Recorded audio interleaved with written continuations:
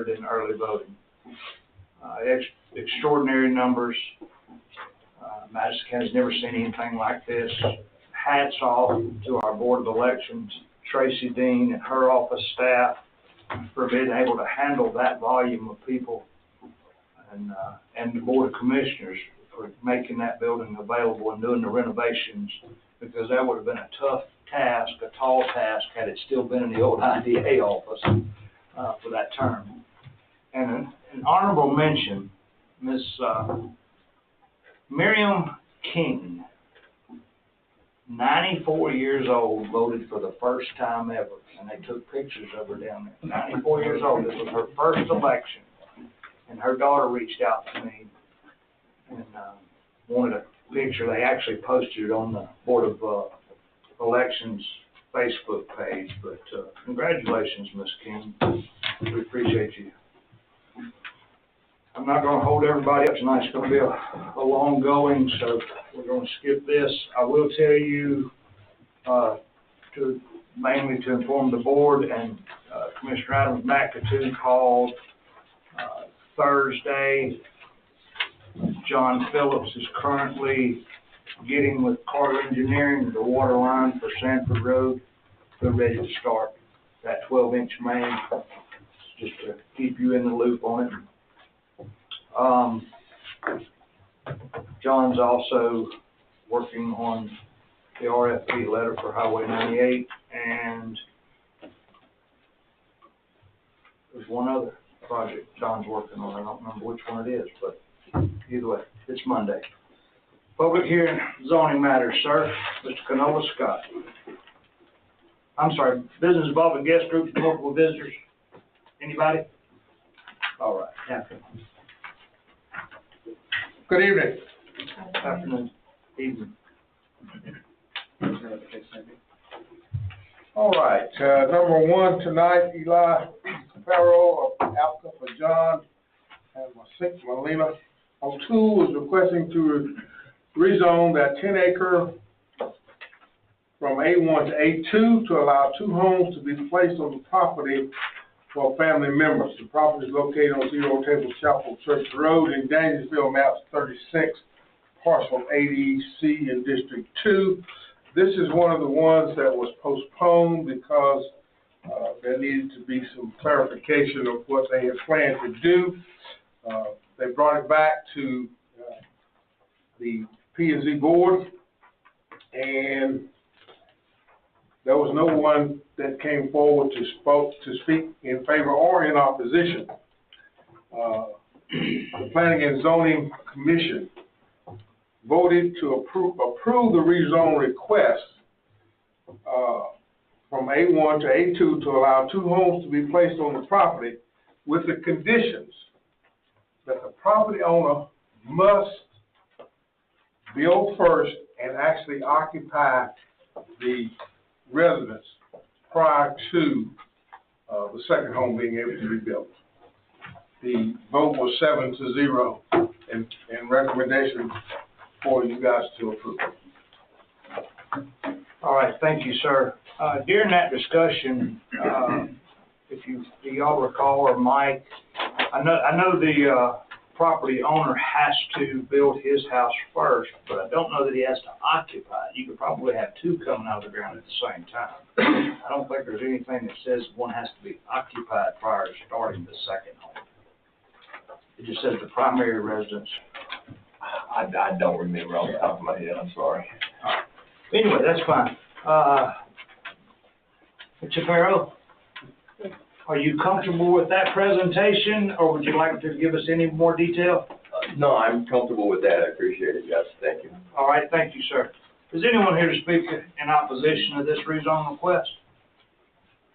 Anyone here to speak in favor of this rezone request? Hearing none, we'll close the floor, bring it back before the board. Gentlemen, I'll entertain a motion. Just have a question before the motion. State again the condition that y'all recommend. The condition that we recommend is that, number one, is the primary owner has to build first. Okay. And in our recommendation as conditions that he had to occupy had to occupy the first building before the second one could be started. Does that condition create an unreasonable hardship on you? The only hardship we created is we kind of wanted my brother-in-law to build first, so in the case that I could live there while the house was being built, because we live in Indiana at this point. And we were, that was the, I kind of wanted to put up a pole barn to store stuff in there, and then they said, no, we got to have the house first. So then I was like, well, can I have them build at least, and then I can live there until the house was finished, and it's the same property, it's right there. But they said, no, my house has to be built and occupied first. And that was the reason it became kind of an issue for me. And it's kind of hard, because I can't be going back and forth. It's a 12-hour drive each way, and it's kind of hard to keep an eye on things. And that was the reason I wanted that condition, if I could. Just accessory dwelling? Yeah, we do like the second would be under our current definition of accessory dwelling. So, Mr. Pruitt, are we stepping on any kind of uneven footing here? I'm looking back at my email to Tracy Patrick when we talked about this.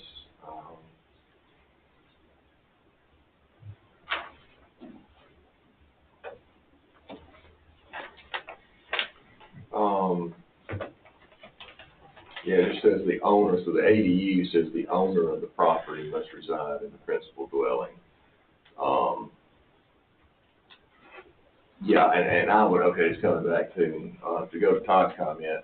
Yeah, as long as the non-owner isn't living on the property before the owner lives on the property, that would be the violation. But they could come out of the ground at the same time, I would think, as long as the non-owners don't move in before the owner of the property does. Gotcha. So what your plans are for the accessory, what we would be considering the accessory house to be built first, but you would live in it to complete your house. Yeah, that way, I could get there, and then I could live on instead of going, like I said, back and forth from, Indiana to Georgia, which is a cruise every time.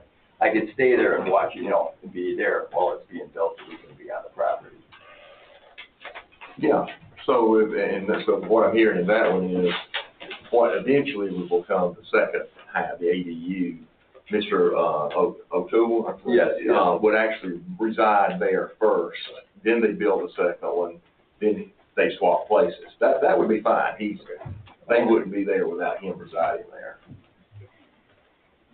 Thank you. Entertained a motion, I move that the rezone request be approved as presented. I have a motion by Commissioner Chandler, that's the same condition. Well, based on the information, I think the conditions posed might create an unreasonable hardship. So I would make the motion without adding the conditions. All right, have a motion by Commissioner Chandler. Have a second, gentlemen. Second by Commissioner Adams. Any discussion, gentlemen? I actually had a couple of questions on that particular application, and I don't know if really want to ask them. The parcel itself, in the application package, it says there shouldn't be a need for the driveway ordinance would apply. But the way I look at that map right there, is it already served by 4 tracks already? Is that why the ADU is in place, because you're not subdividing the property? I'm just trying to understand the ordinance and the guidance that would give it to them. So, there's two things at play there. How many tracks can be served by a private drive, and that's a maximum of 4. But this isn't creating a new tract, so that's not a problem.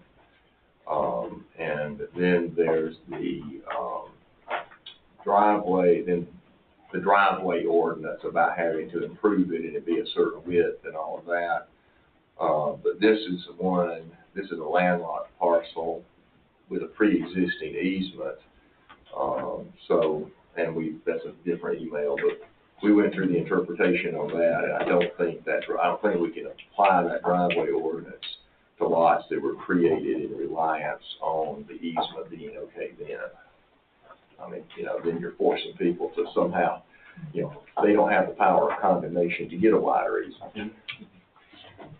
Should, in doing all that, Mike, should the motion be that the property can't be divided? Because we're approving an accessory dwelling. With the Right. A2 zone, it would not be dividable without code. Exactly, yeah, that doesn't have to be a condition, that's just part of the zoning classification it's in. That's fine. Any other questions, gentlemen? Yes, sir. Can I make a comment before you vote on that, so that the P and Z will be correct in their interpretation when they vote on stuff like this? I thought in the zoning orders, it said that the main housing has to be there first. Sounds to me like you're fixing to vote that they can build an accessory dwelling first, and then build the main residence, because the accessory dwelling residence has to be smaller than the larger. Are we flipping this, or are we at liberty to? From my understanding, and I'm going to try to help, the accessory, the second house will still be smaller than the primary residence. Okay, that's true. That part's going to stay Right. the same, which will stay true. It's more of a condition, not necessarily a condition, it's more of, what Mr. Chandler's saying, due to him being out of town 12 hours away, until he gets moved here, they could start the other house first. Yes. Yeah. Well, the only thing, the thing that I'm saying is, I understand that he's out of town, and I agree with that. I agree with that, but a lot of these come to us a lot of times. And what if somebody's not out of town, and say, well, you did it for him, why can't you do it for us? I mean, I thought it was written that the main dwelling had to be in our ordinances. Now, I mean, if I'm wrong, tell me I'm wrong, and we'll go from there. You're not wrong. Okay. You're not wrong, but at any point in time, the Board of Commissioners can put a variance and/or a specific condition to each one individually. Yes, we try to set a precedence, I would agree. Yes. That we all uniformly follow the rule, but there is at times, Commissioner Chandler just stated it, in this particular, for instance, we're going to override not the size, not the primary, not the accessory, but the actual, which one's gonna come first. Does that make sense? My Yeah, reasoning, makes sense to me. if I could just explain, my reasoning was, I'm pretty sure I'm remembering this right. If a house is built and the owner lives in it, that is the primary residence. If he later or simultaneously builds another residence that's larger and moves to it, now that one becomes the primary residence. So it's not making any exception, it's just interpreting how the ordinance reads. Okay. Mr. Chairman, to your comments, this whole issue of accessory dwellings is a complication that we're hopefully going to work through with our rewrite. We're not where we need to be with it. Oh, I know. Any other discussion, gentlemen? Hearing none, Commissioner Adams. Yes. Yes. Yes. Motion granted, sir. Thank you. Thank you. Come in. Come on.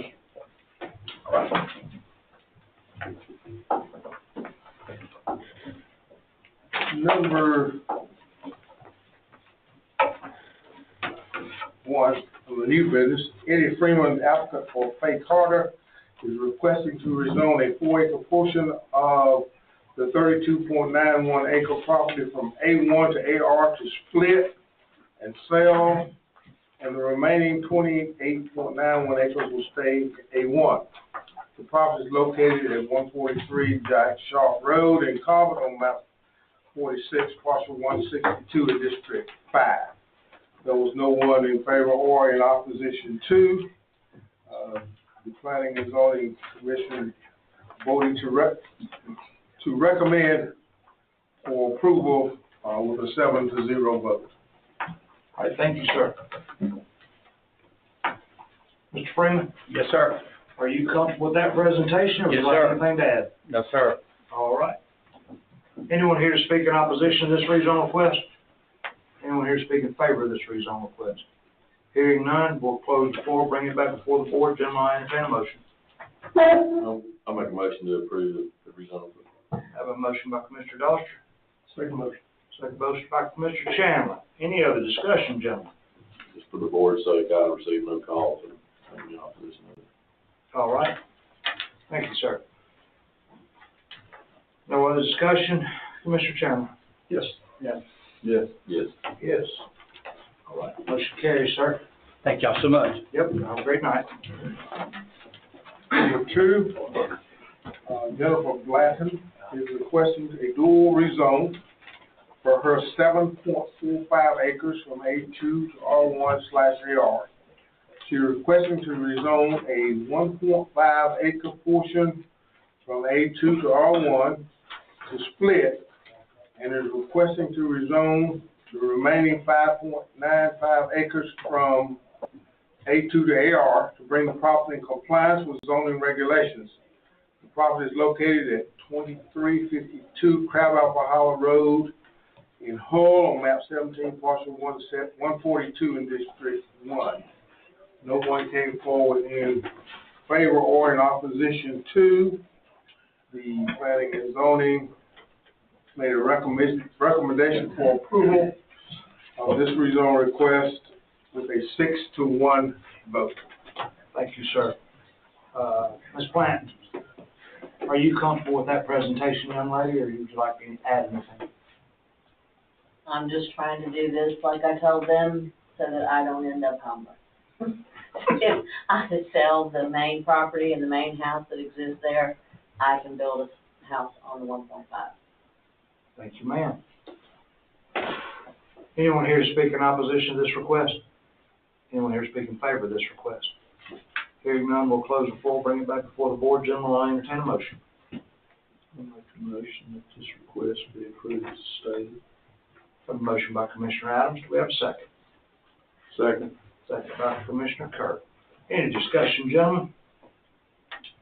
Just for the board, I had some heartburn with this, to be honest with you, with the way that, not for the purpose of it, but for the location where it was. I just had some reservations with it.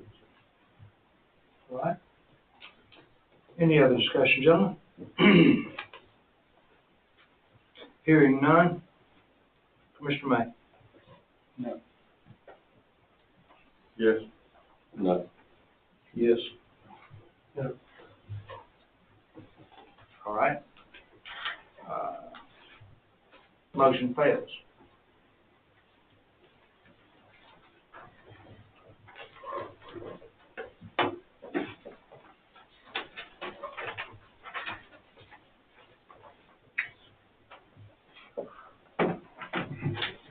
No, on zoning matters, there has to be an affirmative vote to either approve, deny, or postpone. Gentlemen, do we want to, is there any, or any discussion that we could potentially work out at this table, or a motion to deny? Because that motion fails, so I'll need a motion to deny. My stated my reservation, I'll make a motion to deny the request. I have a motion by Commissioner Doster. Do I have a second? Second. Second by Commissioner May. All right, any other discussion, gentlemen? This is a similar concern to what we've had on the similar issues at R1, just the concern of precedent setting in the rural areas. I don't know if there's a better way to solve this one. I hope there would be. Can I ask a question? I mean, I'd like to know why y'all object. I mean, down Crabapple Hollow, there are probably a majority of single wide, double wide on that road. Minimum houses versus mobiles. So when somebody is sitting here telling you the purpose of why I want to do this, which is very personal to me. I mean, I am trying to have an insurance policy. My mother lives with me currently. Chances are, when she's not there anymore, I'm probably not gonna be able to afford that home with all the bills, the taxes, the insurance, utilities. So I don't wanna move out of the area. I mean, that is my property, and I know it. I've cleared it. I've put my heart and soul into it and my house. That house hadn't been touched since 1979 when it was built. So it seems a little bit ridiculous for somebody to say that what I want to do doesn't fit into the plan when I drive by worse plans that I see every single day going down that road. I've got an abandoned house 2 doors down from me that I have been dealing with the ordinance guy or whatever. We finally have it boarded up because one person that worked on it went in and stripped out all the electrical and everything. It's uninhabitable, and there's just a sign that says it's uninhabitable. And it's just sitting there. It's gonna rot. So I have a problem understanding this. Yes, ma'am. I do notice according to the map, that we have in front of me, Christina, can you pull up the overall, the color map? That one there, there is a lot of the zoning is currently not correct. There's a lot of AR property that's 1 acre parcels, 1.3, 1.5, 0.56, 0.87. Well, in reality, when I figured out how to do it on, what is the thing within Madison counties where you can kind of move QNet? QPublic. Because it was brought up, and I said, that was just a theoretical line that I drew. But when I actually did it and sent the tentative to the surveyor, it's probably going to end up being about 1.67 to 1.70. I'm trying to leave the bulk of land to the home and trying to straighten it out. I mean, so that they would not have some odd-shaped piece. And I went and talked to every single adjoining neighbor and explained to them what I was trying to do and why. And all of them said, fine, do whatever you can. Not only to the ones that I had to notify, but I went kind of across the street and talked to people. But it would be your intent, Ms. Clinton, to do for a site build. Depending on what kind of cost we're talking about when we get there. I mean, I'm dumbfounded at what people are paying to build now. I mean, I grew up in Georgia. My dad was a builder. I built 2 homes myself. The last one in Florida, $65 a square foot for a 2,400 square foot home. Now we'd be talking, what, 150? Well, I just bought lumber the other day for my porch, and they're saying 150 a square foot. So that's not a very big house. The request is to split off 1.5 of the 7.45, which leave you a 5.95 acre tract and a 1.5 acre tract. At 1.5 bare minimum. Yeah, like I said, now when I drew it out, it was more like 1.67, 1.70. Understand?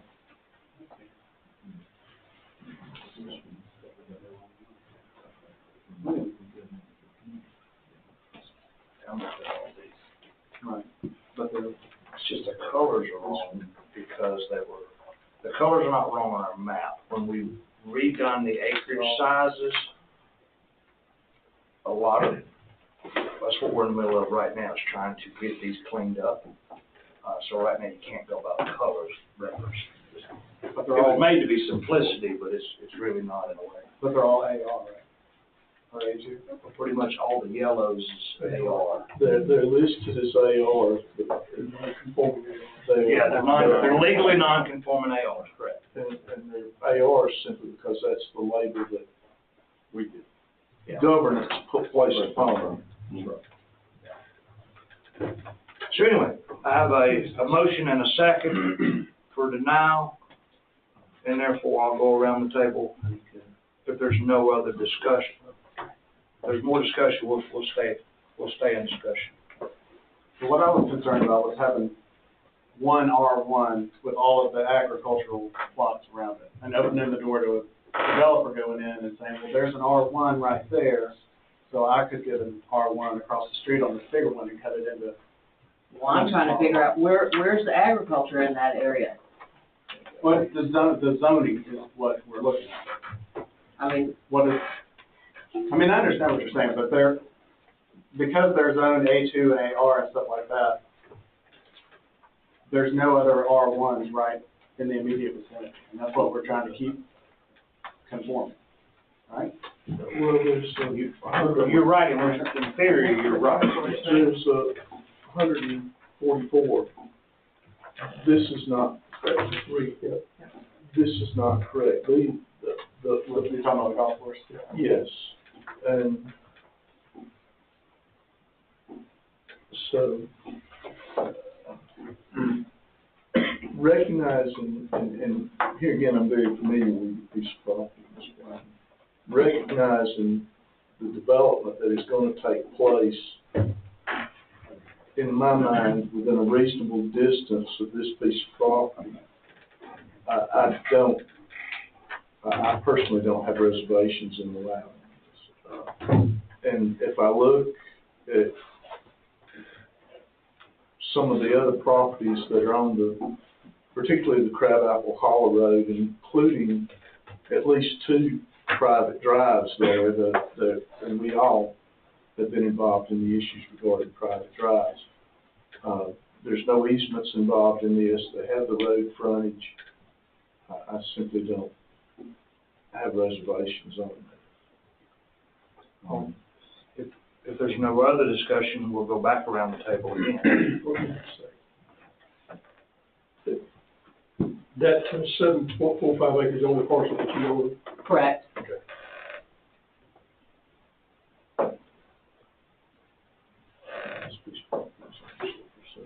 Is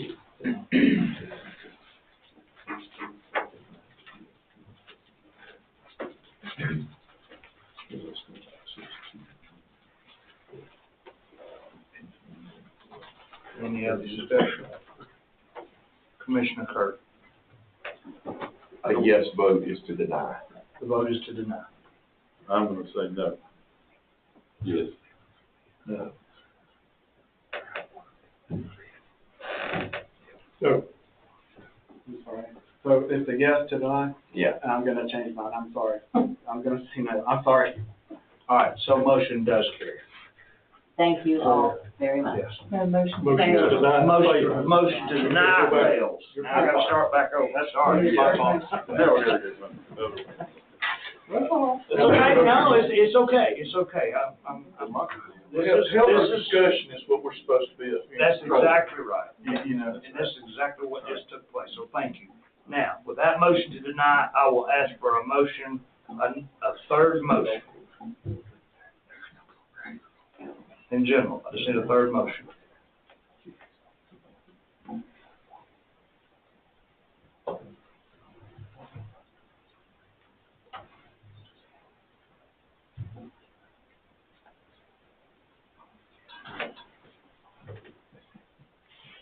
Well, we denied to approve, we denied not approving, so do we go back to approve? We're going right back to Yeah, any motion. I just need any I motion. just wanna make sure. Yes, sir. You know, because I'm Robert's rules. Right, another motion to approve is in order, or another motion to do anything the zoning ordinance allows. You're not foreclosed by the prior votes. And you recognize, Ms. Blanton, that this property cannot be divided again. Oh, correct. There's no, I don't know how anybody even could. Then I would go back. In a perfect world, I will die there. I'm not doing this again. But if my mother is, when she is not here, this is just in case. There may never be anything on that 1.5.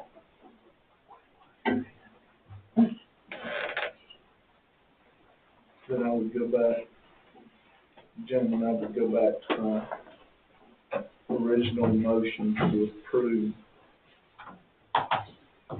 this application. Right. And I'll second. All right, I don't even have to write that one down. Have a motion by Commissioner Adams, second by Commissioner Kirk. Any other discussion, gentlemen? Hearing none. Commissioner Doster, No. okay. A no is to deny, a yes is to. Yes, is to approve your motion. Okay, yes. Yes. Yes. All right, motion carries, and again, thank you, BOC, for working that out the best we could. If it would have stayed the same, ma'am, I would still been proud of BOC for working through the issues, so the motion carries. Commissioner, Canoas. Oh. Number 3, Kenneth White, applicant for James Patrick, is requesting to rezone his 5.1 acres from A1 to R1 to split the property into 2 equal tracts, consisting of approximately 2.5 acres each. Property is located at 0 Homestead Road in Danielsville, map 10, parcel 36, District 1. There was nobody that came forward for or against this particular rezone request. Planning and zoning, voted to recommend to the Board of Commissioners to deny the rezoning of 5.01 acres from A1 to R1. The vote was 5 to 2. It's recommended now. All right, thank you, sir. Mr. White, Yes, sir. are you comfortable with that presentation, or would you No, like? we just want to split the property. Right now, the way it's set, Come on up, sir. he just wants to split it into 2 parcels. That's it. Eventually, he could build another house on that parcel, but he's not sure if he's going to or not. I've had more time to talk to Mr. Patrick. When I came in last time, I was a little, I got told 30 minutes before the meeting that I had to show up at the meeting. I didn't have any information. Okay. He may or may not build a unit on the parcel, but he just wants to split up so there is an option if he wanted to in the future. Somebody may want to do a house or somebody may not. He may not, he may. I'm uncertain at the present time until we see. Is Mr. Patrick unable to attend? Yes, sir. Mr. Patrick currently is in North Carolina. North Carolina. Yes, sir. It sure helps a whole lot, before you come to BOC, if Mr. Patrick would have give us an idea of what he wanted to do, because it's really hard for the Board of Commissioners to make a decision based off I might and I might not. Knowing Mr. Patrick, I married his niece 12 years ago, so I've been associated with him for a while on a lot of different matters in a lot of different counties. He could possibly be building a house on the on the other half of the property. There is an existing, I think it's a single wide on the property now that's going to be staying there, and then he's going to build a house knowing him on that other property. All right, gentlemen, you have any questions for Mr. White? So at this time, there's no one living on the property? No, sir. No, sir. No owners living on the property? No, sir, there's not.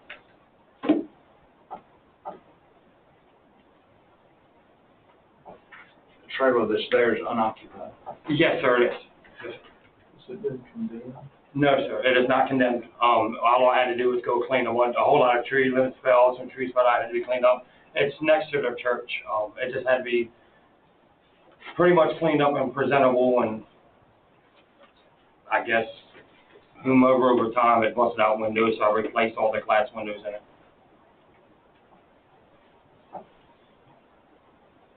Any other questions, gentlemen?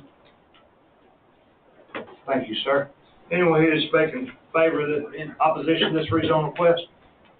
Anyone here to speak in favor of this rezone request? Hearing none, we'll close the floor, bring it back before the board. Gentlemen, I entertain a motion. Make a motion to deny this request. I have a motion by Commissioner Adams, Second motion. second by Commissioner Doster. Any discussion, gentlemen? All right. Commissioner Adams, it's on you. Say yes to deny. Yes. Yes. Yes. Yes. Yes. All right. Rezone has been denied, sir. At some point in the future, if they choose I'll to do get- something, it can I'll come get the back. paperwork and I'll sign another check to you guys. I'll be back here in next year. All right, buddy, take care, have a great day. Mr. Scott. Number 4, Julia Hart is requesting a dual rezone for her 8.53 acres from A1 to R1/AR. She is requesting to rezone a 1.5 acre portion from A1 to R1 to split and sell, and is requesting to rezone the remaining 7.03 acres from A1 to AR to retain or bring the property in compliance with zoning regulations. The property is located at 2587 Moon Grove Church Road in Cobbett, map 42, parcel 13-02 in District 3. There was no one that came forward in favor or in opposition. The Planning and Zoning Commission voted by a 7-0 vote to recommend to the Board of Commission to deny. The reason being is that there are no R1s in the area. This is strictly agricultural, and it goes against the comprehensive plan completely. All right, thank you, sir. Yep, Ms. Hart withdrew her application Friday afternoon. Oh, I see his handwriting at the bottom. Yeah, it was after the agenda was printed and posted. All right, no worries. Sorry, Mr. Scott, I see that. Okay, I didn't know. It came in late Friday, I do see a handwritten note off to the side. Number 5, Doug Stutzel is requesting to rezone a 4-acre portion of his 14.34 acre from A2 to AR to split to give to his daughter for a home site, and the remaining acres will stay in A2 zone. The property is located at 1144 Shoal Creek Road in Cobbett on map 59, parcel 110 in District 5. There was nobody in favor or in opposition to this particular rezone request. The Planning and Zoning Commission voted to recommend to the Board of Commissioners by a 7-0 vote for approval. All right, thank you, sir. Mr. Stuchel? All right. Anyone here speak in opposition to this rezone request? Anyone here speak in favor of this rezone request? Being none, we'll close the floor, bring it back before the board. Gentlemen, I entertain a motion. Make a motion to approve. Motion by Commissioner Doster, Second. second by Commissioner Adams. Thank you, gentlemen. Any discussion? So 4-acre lot will be accessed by that easement only. Yes, sir.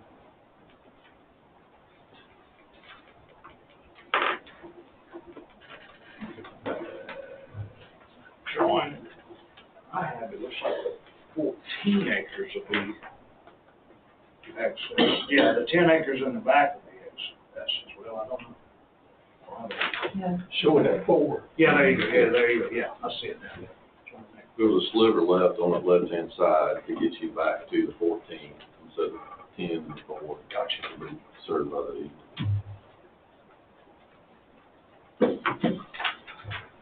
I had no reservations about contacting. All right, any other discussion, gentlemen? Hearing none, Commissioner Chandler? Yes. Yes. Yes. Yes. Yes. Passes, Mr. Stuchel. Okay, number 6. Mrs. Kelly, applicant for her parents, Michelle Kelly, applicant for her parents, George and Margaret Kelly, is requesting to rezone their 10.79 acres from A2 to AR to allow a portion split to give to their sons for a home site. The property is located at 1960 Rock Ferry Road in Danielsville, map 52, parcel 84, District 2. There was nobody in favor or in opposition to this particular rezone request. Planning and Zoning Commission voted 7-0 to recommend to the Board of Commissioners for approval. All right, thank you. Kelly? Ms. Kelly? All right. Anyone here speak in opposition to this rezone request? Anyone here speak in favor of this rezone request? Hearing none, we'll close the floor, bring it back before the board. Gentlemen, I entertain a motion. Mr. Chairman, I move this rezone request be approved as presented. I have a motion by Commissioner Chandler. I have a second. Second by Commissioner Adams. Any discussion, gentlemen? Hearing none, Commissioner Mack. Yes. Yes. Yes. Motion carried.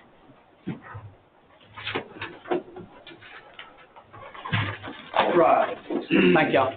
Thank you.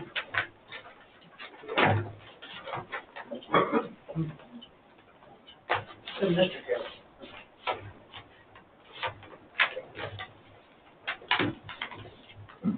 Yeah, I saw Mitchell, I said Mr. Kelly, that's right. Made it sound like my dialogue, that's what it is. All right, item number 5. Y'all wanna postpone it till the end?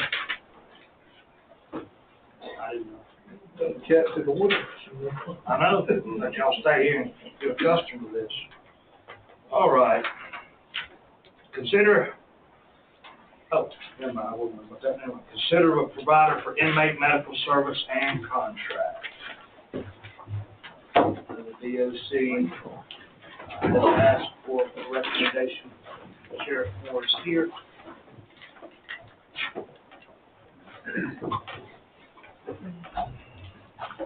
A headache, I understand, sir. unnecessary headache. I understand, sir. So what do y'all think? We want the best for you, and I know you want the best for taxpayers, so buddy, Y'all vote away. all right? Like either one of them. Yeah. Good for me. We already got one in play, the other offers more stuff, but you got more dollars with it. So, just to bring the BOC up to speed, actually, I'm gonna let Christina bring the BOC up to speed, because this was one that she followed from start to finish, along with Sheriff Moore, and I appreciate it. So, the sheriff and I reviewed the contracts, and Dr. B's service provides what is required and the service that the jail is happy with currently. There was some concerns brought up 6 or 8 months ago with a mutual hold harmless agreement and some insurance requirements. That was expressed to Dr. B, the importance of that it was just required for him to have those in his contract. Mike was able to get in touch with Dr. B's attorney, and they were able to provide what we require for our contract to be held with the BOC. So that's what you have in front of you is that finalized document. So why the sheriff originally went out to look for an additional service was simply because of the insurance and the mutual hold harmless agreement to begin with, but that has now been satisfied. And I think that this contract actually is a little bit more detailed than what previously they had. This one goes further into detail on the cost, inflationary costs, mental health costs, what the sheriff's office provides versus what Core Care will provide. That's listed out in more detail in this draft contract. If I might, Mike, thank you for all the due diligence behind this. Sheriff Moore, thank you for the due diligence you put in trying to find the provider to dot the i's and cross the t's. Unfortunately, we found we already had a provider that could cross those i's or cross those t's and dot those i's in hand. Mike Pruitt has saw that has now been fulfilled. And with that recommendation, gentlemen, I don't want to put Sheriff Moore on the spot as he's asked for us to make a decision, and based off the financial decisions, I would say Dr. B is the one that's going to be most beneficial for not only the sheriff, the jail, the staff, and the patients. and the BOC and taxpayers. And the name of his company is Court Care. And he's already got people in place. I will want a note on this that Christina did not touch on. There is a little bit of a price increase on Dr. B, but it's because they went to 7 days a week nurses, and that's 24-hour coverage. It's nowhere near Genesis. Yeah, about $150,000 for the taxpayer savings there, gentlemen. So, gentlemen, it's up to you to vote. I'll entertain a motion. Mr. Chairman, I just want to thank Sheriff Moore for, I mean, for whatever reason, I don't understand, we couldn't get to this point without Sheriff Moore doing what he did, and I appreciate you doing what he did to get a contract that I could say okay to. And we learned a little bit from this too. So we realized there's some equipment that we're gonna need, we're gonna buy, that we don't have. Right. I will tell you, Councilor Pruitt, that it took a color change in tone is what got this completed, because he was glowing to get it done, but he got it done, so. Well, the bottom line is while we're obligated to provide care for people who are incarcerated in Madison County Jail, Mike, you're comfortable with the contract and that Madison County is protected at this point? Yes, sir. In the whole harmless agreement that's in place? And the insurance, yes, sir, I am. Okay. So we need to hear. I'll entertain a motion, gentlemen. Do we move forward with this contract, with Court Care for inmate services? Medical services. Motion by Commissioner Chandler, second by Commissioner Kirk, I think that was. All right. Any other discussion, gentlemen? I just want to be clear that this is a recommendation coming from staff. I mean, we support Yes. it, don't get me wrong, but I respect everybody's position, but on the clarity that, they're providing the care that we need, and this is a contractual obligation that gets us to that. All right. With that being said, no other discussion, gentlemen. Commissioner Kirk, it's on you. Yes. Yeah. Thank you, Sheriff. Thank you, Sheriff Moore. Don't go nowhere. Thank you. We'll go ahead and do next.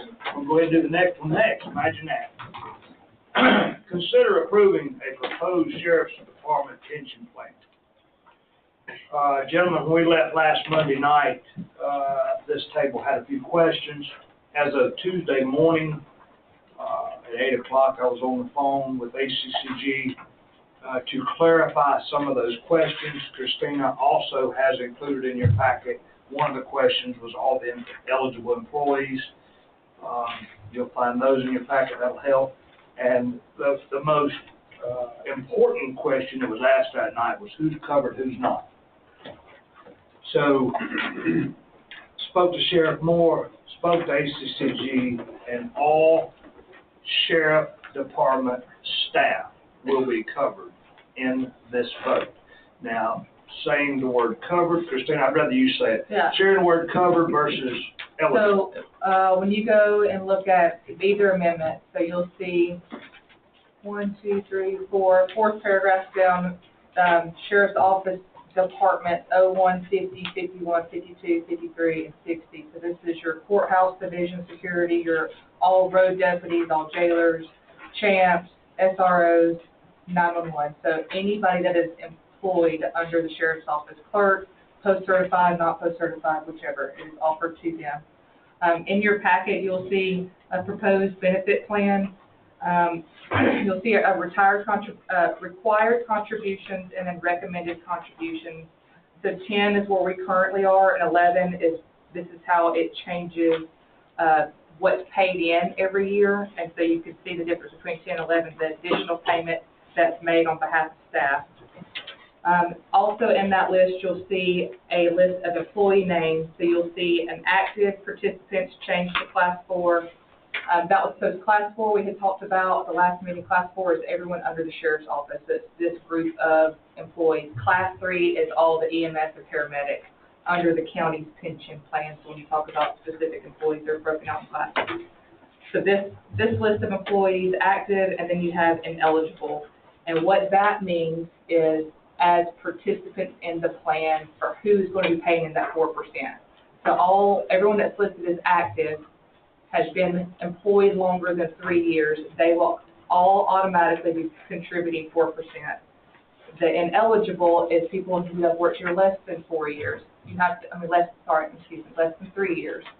So to even be considered an active participant, you have to be employed for 3 years before you start making contributions. And then the retired benefit is the 55 years of age and 20 years of service for an unreduced retirement plan. I also had the numbers ran of if this went into effect January 1st, how many were immediately eligible and how many were eligible within 1 year. So there's 3 staff that's immediately eligible January 1, and then 2 additional staff that's eligible within the first year, so January 1, 2026. And that was also, I think, mentioned by the board, a concern on how many were eligible to receive the benefit immediately. Those that are currently ineligible, does that eligibility date not occur until January 1 of the following year, or is it immediately upon their completion of the first year? The following year. So if their 3-year anniversary is June, they don't contribute until January 1 the following year. I did ask that specifically too. If they have 2.5 years, it's already recognized as 2.5 years. Yeah, that was credit service. They're not starting over. Right. Yes, all years is accredited service. Well, notice that this previous military service count towards this? No. Just Madison County Sheriff's Department.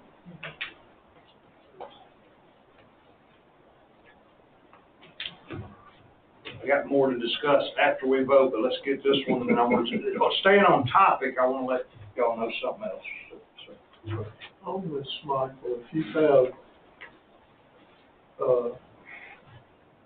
if you were to hire an employee from another sheriff's office that's already participating in this program, it is transferable though. Not I'm aware of, no. No. This is just a Madison County Yes. thing. This is not, so in other words, you can't come, if you paid in Clark County, that's a totally different thing for them than it would be for Madison County. They can't leave Madison County and carry it anywhere else. So this is Madison County. But they may be vested in that. Yeah, they may be vested somewhere, And then but- start over here for a new vestation. Okay.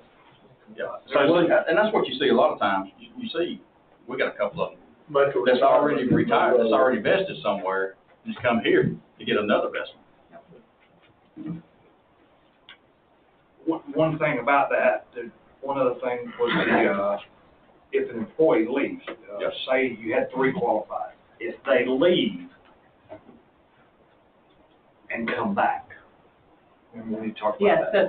so if they retire with the 55 years of service, 55 years of age and 20 years of service, they cannot come back as a Madison County employee because they can't be drawing their full pension and be an employee. Is that an elected draw? Can they elect? Yes. Again, draw? Yes. Yes. That's the kicker to it. If they choose to stay, they can stay and just pay in. But that's what me and Michael had talked about, that you'll see a lot of people will retire from one county and transition to go to work in another county.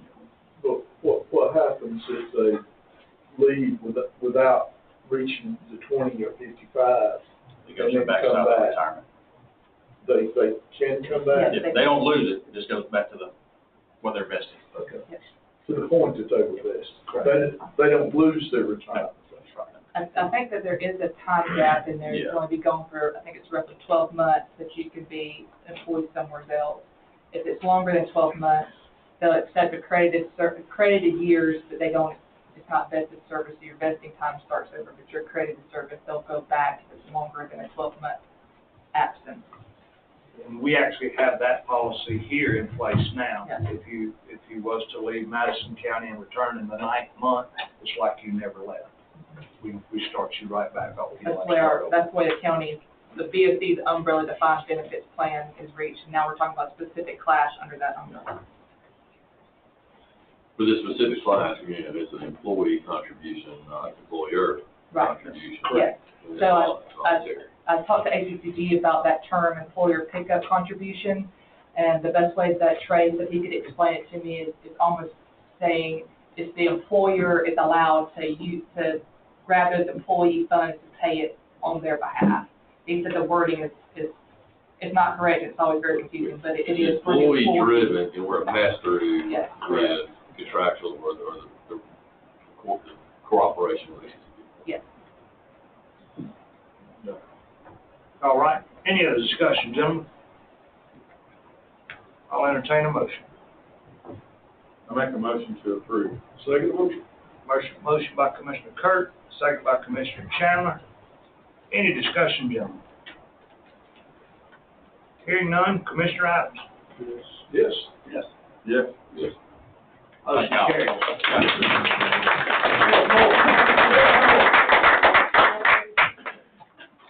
Thank you. Good job. And for you guys, and I know some of y'all are on this qualified list, thank you. Thank all. What they're saying is y'all leaving. No. I got one more thing to tell you, this last. I want to take a point of privilege, before y'all head out. I had a lot of comments and thank yous for, all the work on Halloween, so appreciate everybody who's out on the road, those that were manning the board or just getting into bed to relieve the other guys. So appreciate everybody. Yeah. Thank you.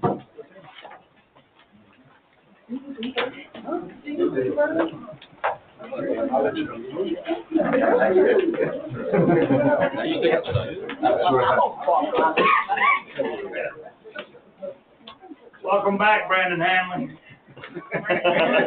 Welcome back. Kind of why I'm here, dangled it, brought it back. All right. So on that same topic,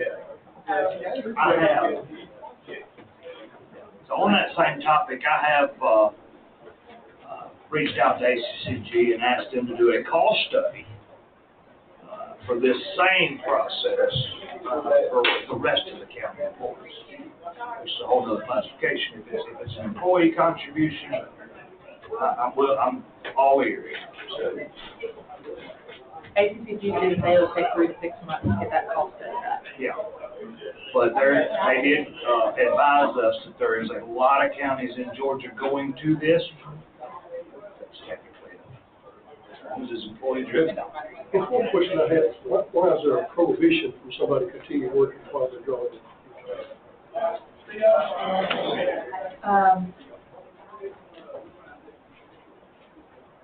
You're asking why would somebody continue to work if they're eligible to retire? Why can't they continue working while Oh, drawing? when I had to ask Trey about that, he said you can't, it's almost like you're pulling from the same benefit, like you're double dipping, pulling from it twice. Because you're pulling from it and paying it in, but then you're turning around investing, because there's a cap on that investment. But he was telling me that when you do a pension plan like this with the 4%, you have to make sure it pays for itself, and that's what that cost study is going to tell us, is if it's going to pay for itself. But I don't know if that's something that you can change that option to allow that. It's just not. He said it was, Yes, that I did, because I wanted to be clear on that, if that was an option for our guys to retire and then to continue to be employees. I think the better option was, though, is that they'll stay past the age of 55. They're growing up a larger number. Yeah, they do. Yes, right. And it's still growing.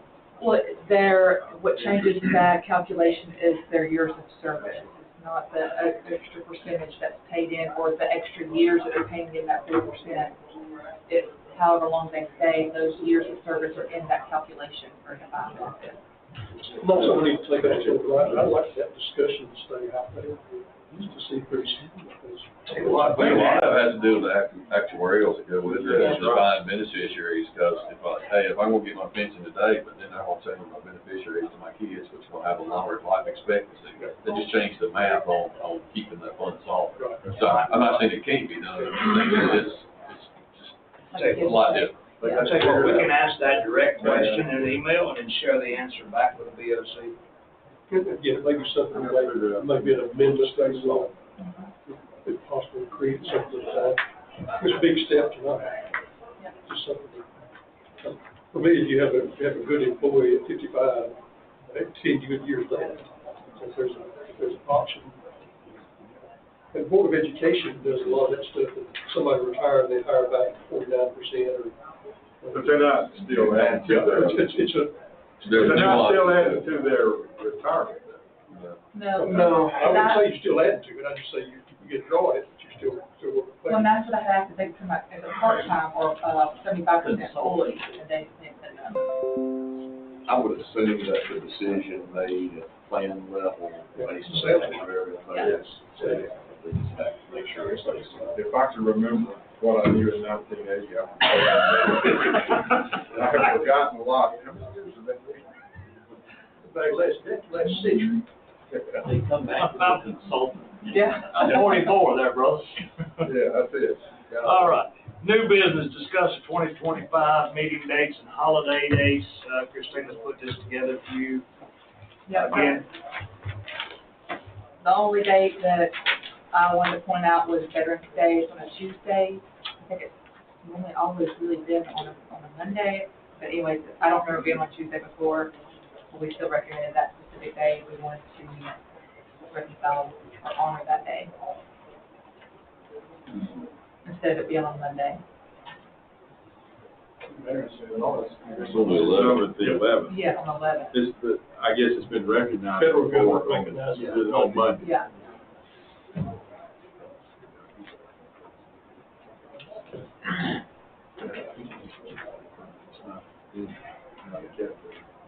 All right. You wanna go ahead and vote on this one, Christina, so you get it behind It you? doesn't matter.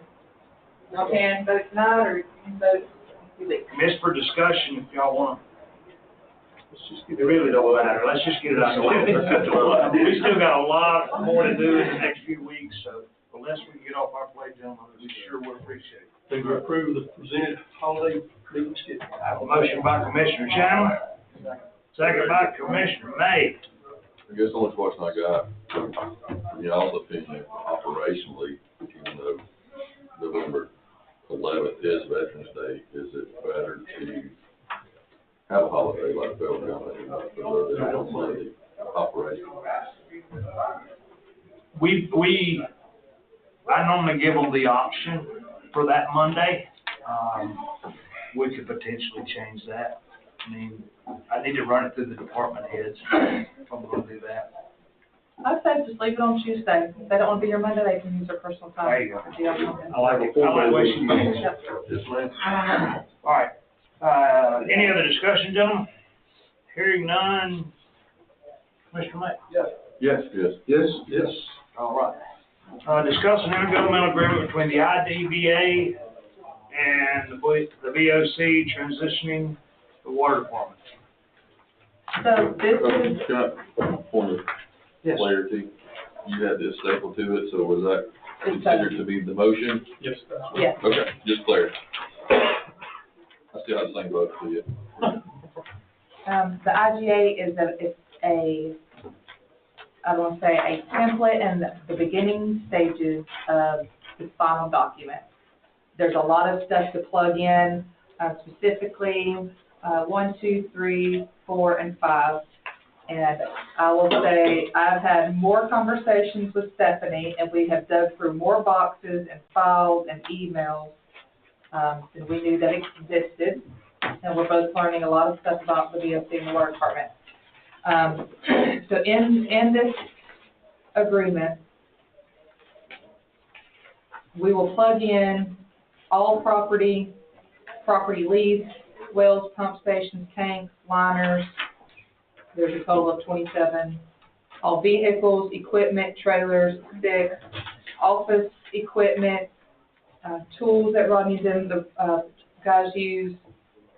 So everything, all assets owned by the IDA will transfer. Even, so you have bank accounts. The water department currently has 4 bank accounts, and we've been working with Mr. Pruitt on some of the GFA and the system expansion accounts. Some of those can close, that were previously open for the GRP project. Stephanie got the GFA documents today. Those have been sent to Mike for him to review. There's some legalities that we need to make sure that we're, not infringing upon for those. Number two, transfer and or assumption of debt and liabilities. In parentheses in the bottom, it says bond, GFA loans, and other obligations. Staff's understanding from the BOC vote, BOC is not taking over bond debt, bond payments, or GFA debt. That is a discussion after the transition of the operations of the water department take place. So the IDA will retain bonded and all GFA debt, and they'll make those payments out of their millage that they're collecting. So when you speak of other obligations, I talked to Susan and Mike Pruitt, and it's going to be under the umbrella wording of all water and sewer related receivable and outstanding payables will transfer. So this is all outstanding water bills, all their outstanding invoices will transfer, all of their outstanding revenues from the water department will transfer, all that to the BOC. So these are like operating obligations, like Yes. we are buying water. BOC. BOC. Yes, sir, all operations, yeah, there's kind of those 2 or 3 of those in here. Number 3, the transfer and assignment of contracts. The chairman's working on those, and he's already gotten some, I think, in the process of being a purchase sale agreement, and he has contacted other cities and municipalities on getting those changed over to the county. Quick update on those. So far, the county, we've not got pencil to paper yet because Mike Pruitt hasn't seen them. Right. But as soon as we do, I have been in contact with everywhere that we buy from.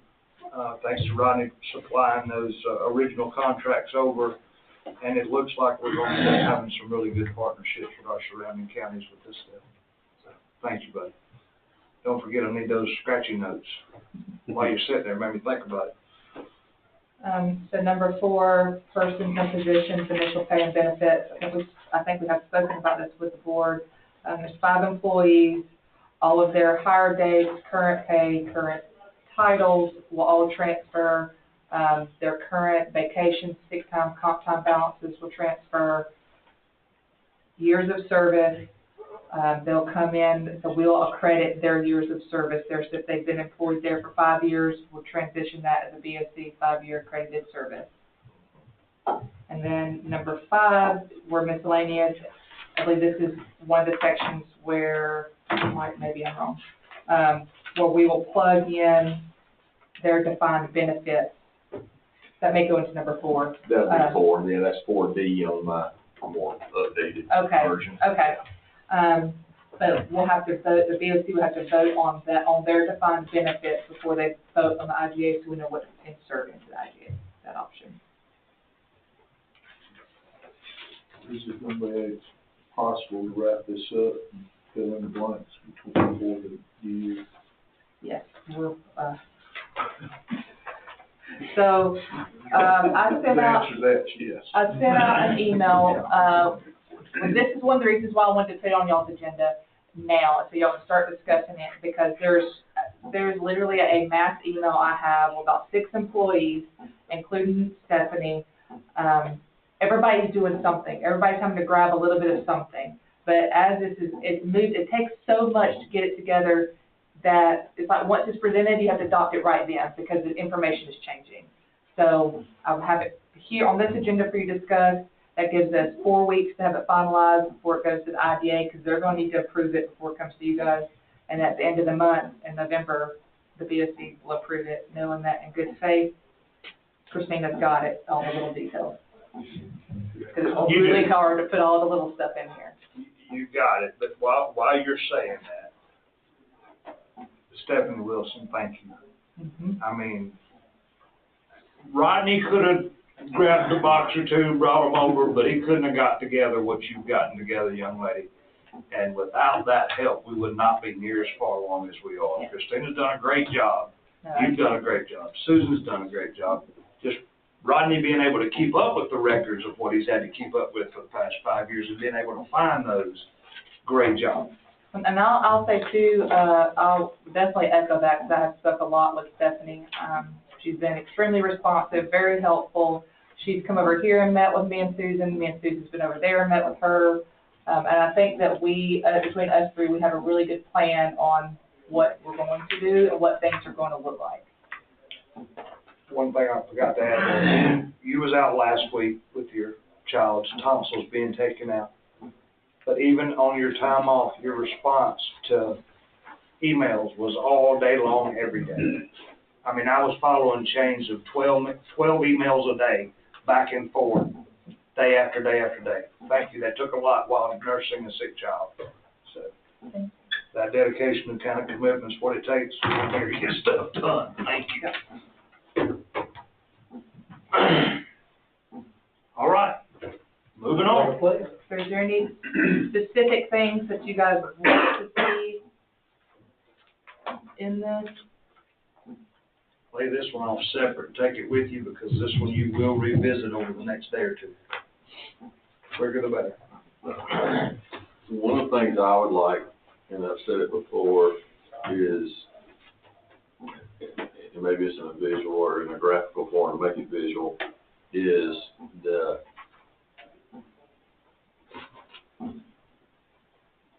you know, there's a flat line of what that millage brings in revenue.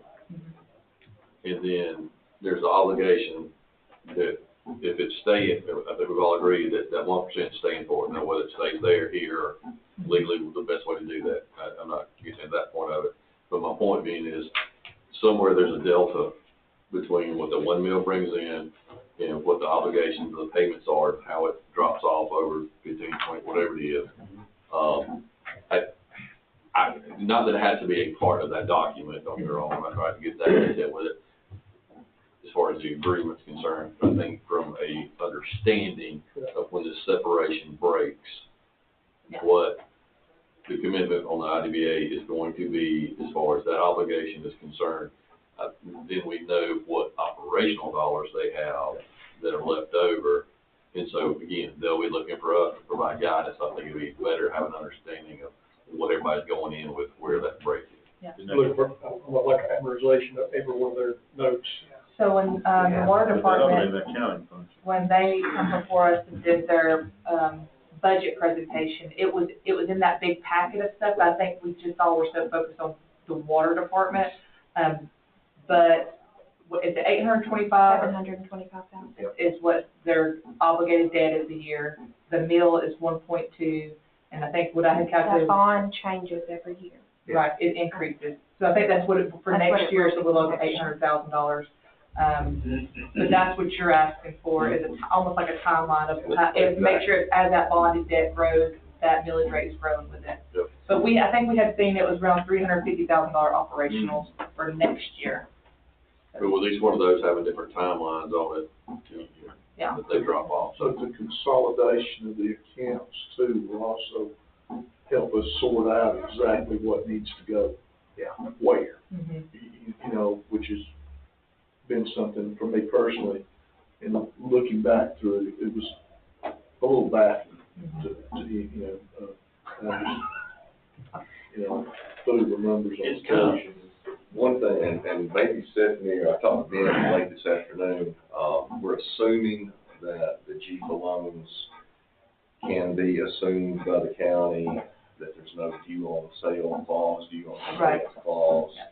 But we gotta review it, and Ben volunteered, when I talked to him this afternoon, to try to find somebody at GFA to talk to about that, make sure they see it, same way we read it, which we haven't read it yet, so. If you have that amortization scale, if it's still in an email form, send it to me and I'll share it, or if you've got everybody's email, just share it to them, and that way they can see that breakout. Some of them may not still have the old budget, so it'll be easier just to share it. All right, thank you, gentlemen, let's move on. Oh, I did want to talk about one more thing. We had specifically talked about the SPLOST. So, it's worded to where the IDA or the BOC can use the SPLOST. That's correct? Well, yeah, so the SPLOST was assigned, there's a portion of the SPOS assigned to the IDBA, and the assumption that it would be used for water and sewer. If it's gonna be used for those same purposes, our bond counsel says there's no problem with putting those funds over here. However, the IDBA is going to retain economic development mission, and if they want, if the decision is that they retain some or all of that, or if there are other, as long as it's used for capital improvements, which would be acquisition and improvements to land, that would be fine as well. So that's something that's gonna have to be worked out between the two boards. So that is kind of, I guess, where, I need some direction from the BOC board to give to the IDA board, because me and Mike we don't know what y'all want to do with those things. With that being said, Mike, do we need to revisit the intergovernmental agreement between the Board of Commissioners and IDBA that if they take on some type of capital project, it would at least be with the concurrence of the board rather than taking off and building debt without us being aware? Yeah, I mean, if the agreement is they retain some or all of that, SPOS allocation, but you want to add that condition to it in the IGA, certainly we can write that in. I think it would be prudent to do that because, while I think we have a very capable chairman and board there, it only takes one bad deal to make the whole thing go south, Yes, there's been a tremendous amount of progress made on this. We certainly appreciate it. As we're moving through that minutia, I don't disagree with Commissioner Hammond's thought process, the ultimate financial responsibility relies on these 5 chairs. I guess, I don't know a better word, just cautious or just, how do we make, I don't want it written so tightly that we lose sight of sometimes economic development needs to happen kind of silently in some of those, original, initial negotiations, if you would. Right. And then some of those, almost like at the bottom of that agreement, just says to be ratified at an appropriate date by the commissioners. So somehow build that in, I guess. I don't, it's probably not for this actual document, but just from an operating standpoint. Well, the current agreement I want you to just still stand. I mean, if you want, the current agreement that we have now will still stand. The IDBA is not changing, only the water department's changing. Right, it's just that their SPOS account is one of the assets that we've got to deal with. Does it stay there or come here, or do we have some guidelines around it like y'all are discussing to visit it later? You could, one way to look at it, you could leave the entire mill there. If the mill brings in 1.2, you leave the entire mill there. That gives you $375 for operating costs for salaries and whoever else is there. And then you can use the splash for your project allotments, which would qualify. That's the simplest way to do it, I think, but. We just need to know how y'all want us to work it. With one pot of money, 2 hands reaching in. Still, I think we probably need to spend some time with the IDBA, making sure we all are together, what their role now is to look like, what our expectations are of what that role is.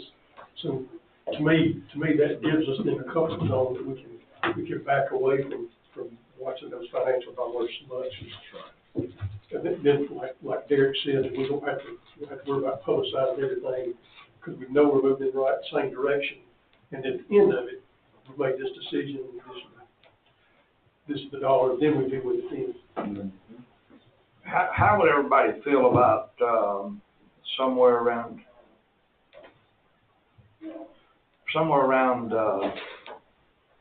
in November, 1st of December? I really don't want to push it out that far, but just have a retreat, IDBA, BOC retreat, so we can work out all these details. Because it's not going to happen with 5 different people, making 5 different phone calls to 4 different people. We need to be in the same room to ask the same questions on one day. Hopefully we can wrap it up about 3 hours. Would that be good if we can come up with a date? Yeah. Sooner rather than later is what I mean, because I know you need to fill in the blanks. The only thing that I ask the board, if we do that, is, we kind of do it more candidly. Yeah. And we have Susan and Stephanie bring laptops, and during a discussion, you give staff a moment to find answers, so we are able to provide y'all information to get y'all to make business decisions. Right. I think that's good. If you're sitting thinking this, I think it's probably good to ask Ben and the IDBA board to present to us what they feel like what they think their role should look like. Maybe that'd be a good starting point. The only thing about that is they're not gonna meet again until the end of November. They're making November the 20th, and they'll be voting on this contract. If they can get, I would like to see what they have, what their concept is, and even if you present it to us prior, you send it to us an email prior to that meeting, so give us time to think about it. Okay. All right. Anything else, Christine, on this one? No, sir. All right. Discuss options for water department employee transitioning into the Madison County Defined Benefit Plan. All right, gentlemen, I think we're all up to speed on this one. There's gonna be, 3 options. Christina? Yep, there's 5 options that's going to be presented. So the current water department employees, the IDBA will vote on how to handle their defined benefit accounts, vesting, that kind of thing. And then the BOC will vote on how to receive those funds if that employee decides to bring those monies here. So that's what these 5 options are, for the IDBA, is kind of what they're going to vote on, and then one of these 5 is going to be the recommendation to us. And I've talked to Ben some, but you may know more than either of us do. So it's a defined benefit plan in both places. So the current IDBA defined benefit plan, and no one, I guess, is vested yet because it hasn't been 5 years yet. So there are both employee and employer contributions.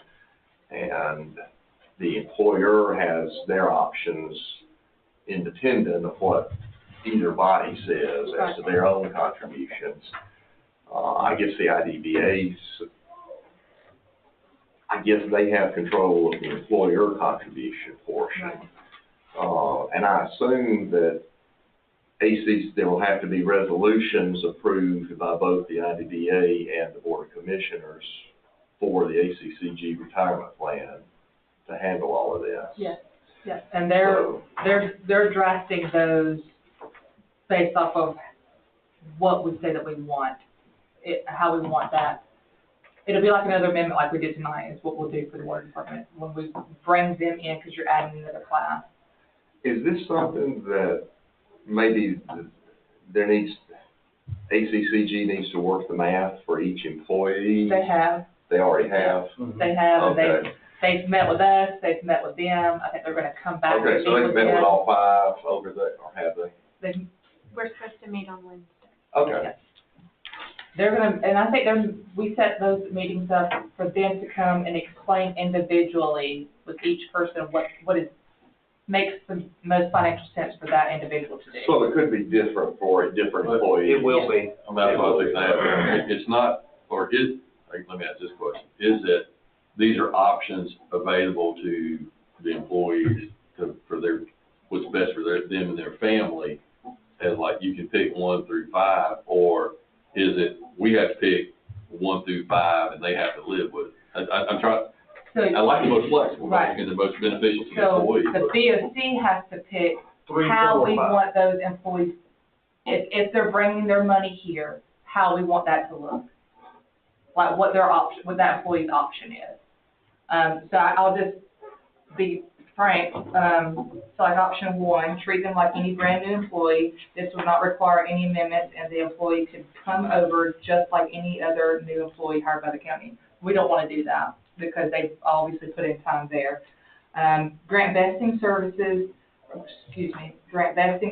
under the county defined benefit plan for the time they worked at IDBA.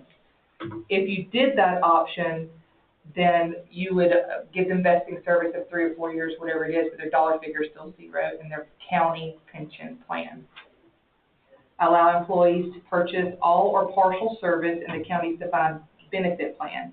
This is what we discussed at last meeting, would the BOC allow that option? So I have talked with Ben and ACCG that this option makes the most sense if they have a retirement plan there and they want to come, they're coming here to purchase into a county pension. Then the Can I next, ask a question there? Yep. Would 2 and 3 work together so that first the IDBA has to vest the employer contributions and then that's used to buy in Yes. under number 3? yes, so that's where. It has to work that way. Yeah. So that's where, yes, so that's what I was, the IDA will have to vote on the IDA's retirement plan. So they have to vest those funds Right. to those employees. Then the BOC votes on, now that those funds are vested, how they come here if they bring their money here. Yeah, so the BOC has to allow Yes. them to use the funds they're now vested with to buy Yes. into the plan. Yes. Yes, sir. Yes. So then, But that would be one opportunity to do that within a certain time period if we agree on that. You know, you've got 6 months, whatever, to, Right. you know, it wouldn't be a year from now or 2 years from now, somebody said, well, this looks like a better deal. You know, it'd be within an agreed upon time frame. so the difference between 3 and 4 is partial service or all service to allow the, 3 is to allow the employee to purchase, 4 is to allow the IDBA to purchase all service for the employees, only if Madison County allows. And then 5 is to allow the IDBA employees to forfeit their 401A employer-based contributions to purchase service in the Madison County Contribution Benefit Plan. So that's just the 4% that the IDBA is going to pay on their behalf. They can use that 4% and their 4% that they paid in to purchase prior year service. Yes, over here under the county. And how's that different too? Do what? Will that be part of the discussion Wednesday, then, that you guys have? And Yes. in correspondence with Christina, y'all will come to some. We want to do what works best for you guys and is fair to the people that are already here. Does that make sense? Right. Do what, Mike?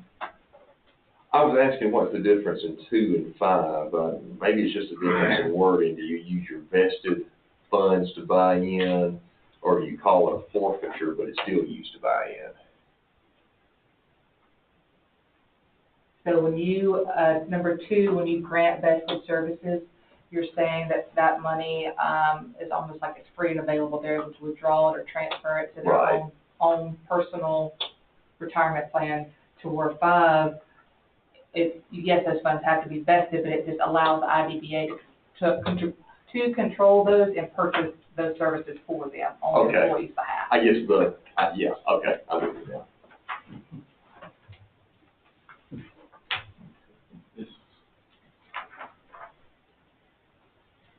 And if anybody's available Wednesday, they would love for you to come and listen to the retirement plan. And that's gonna be over there.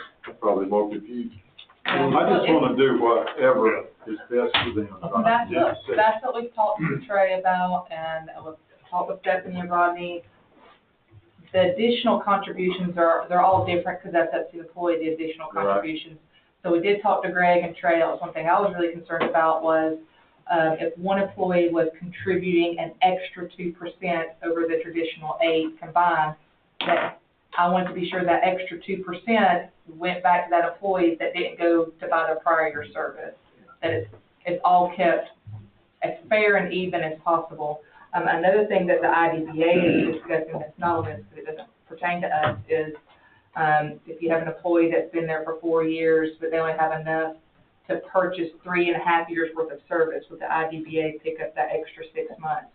So ACCG is doing some costs on that to give to the IDBA.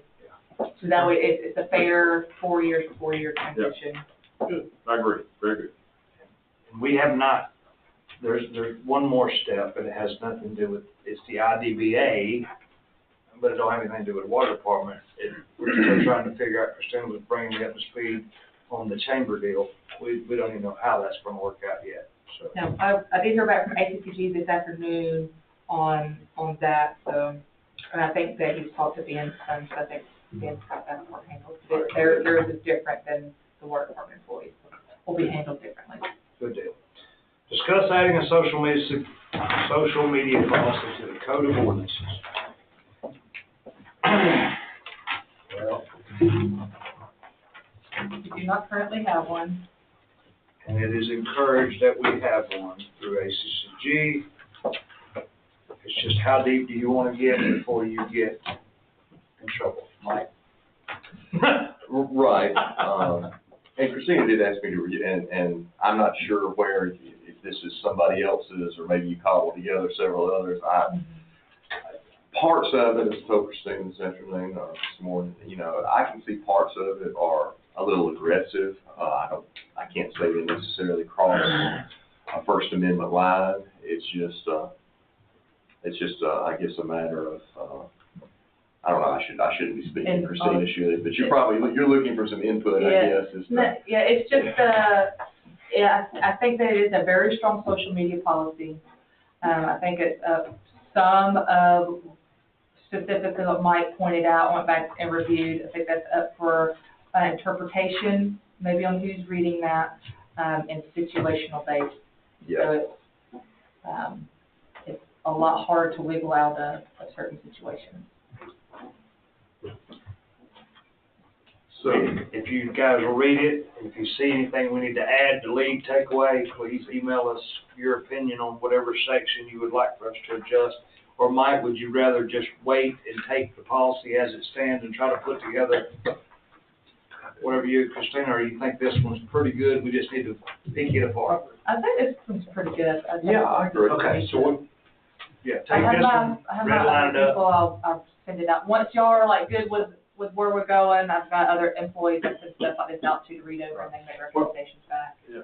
It's not just me reading everything. Going back to Mike's comment, though, I guess I'd be interested to, after your review of it, if you might just make some quick pointers maybe of what areas you maybe have concern. Sure, Well, would it be easier just to, we'll scan it in to a document and then just underline it in red with a question mark?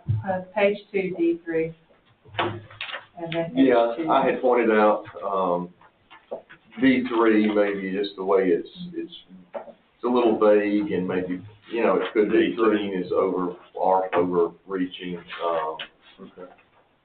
H2 on page 4, now these are just a couple of examples. Says that the county, if it had reasonable suspicion, could demand access to private devices, private social media accounts.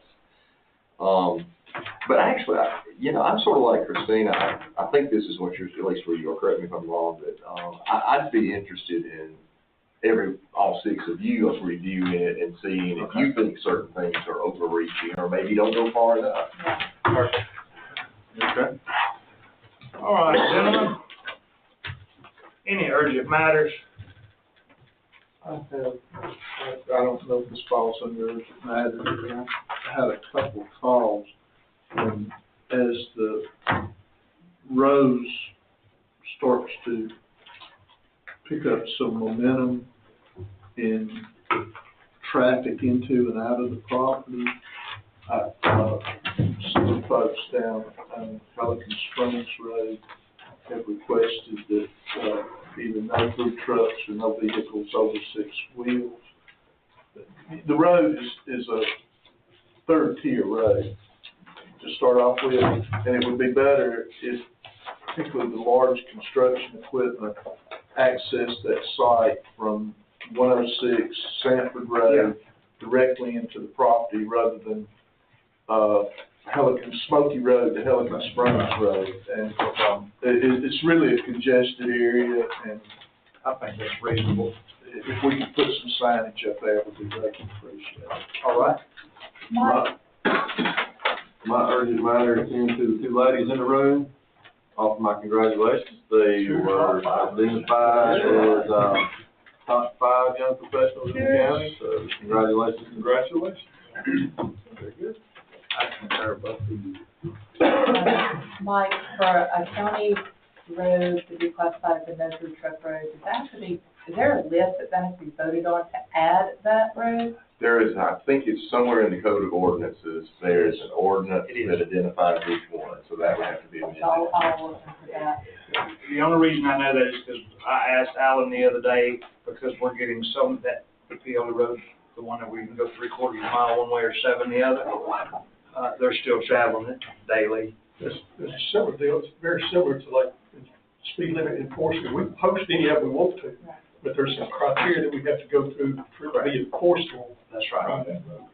So we Yeah. have a lot of roads that's posted, but it's never been adopted. And we have a lot of roads that's not posted, but we would have to physically pick them out and legally adopt them in order for there to be enforcement on them by the sheriff's office. And then that would be an amendment to that ordinance, that would go to new code. Yeah. But that's not a problem on this one. For one, I'll tell the developer that this is exactly where we want it to go, and I don't think you have a problem with it. No, I mean, I don't think it would be an inconvenience for them. Executive sessions, discuss real estate acquisition, personal matters, potential litigation, sir. Yes, sir. Commissioner Dalton. Move to adjourn. Thank you, sir. Good job, gentlemen. Oh. I just wanted to mention